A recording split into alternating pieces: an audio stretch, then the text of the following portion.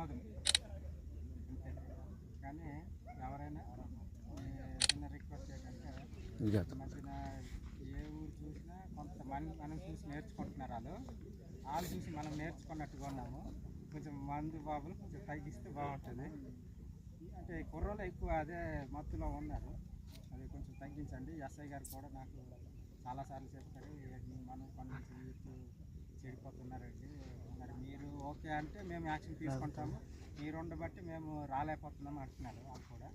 అయితే అలాగని మనము ఒక సర్పంచ్గా యాక్షన్ తీసుకోండి అనే మనం చెప్పకూడదు.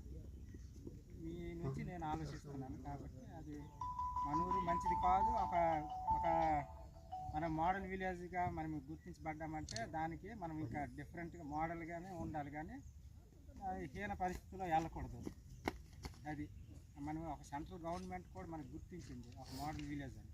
అంటే మనము ఢిల్లీ లెవెల్లోనే మనము ఒక టాప్ పొజిషన్లో ఉన్నట్టే. అలాంటిది కుర్రాలు అలా జారిపోవడం కూడా కరెక్ట్ కాదు.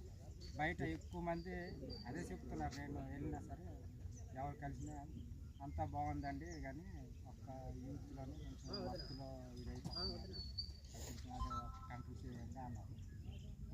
అది మెయిన్ పాయింట్. మనకి మంచి జరగాలన్నా చెడు జరగాలన్నా మనలోనే ఉంది కదా, మనమే డెవలప్ చేయాలి. రేపొద్దున్న మనకి ఇప్పుడు అవకాశం ఉందని మీకు చెప్తున్నాము, రేపొద్దున మీలో ఎవరో ఉంటారు నాయకులుగా, మేమే నిత్యం ఉండము కదా.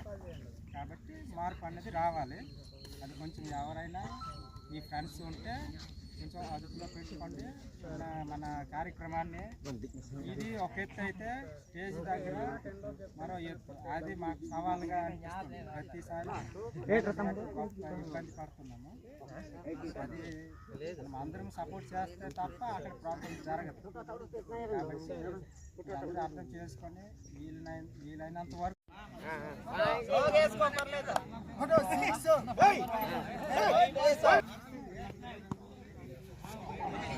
Yes.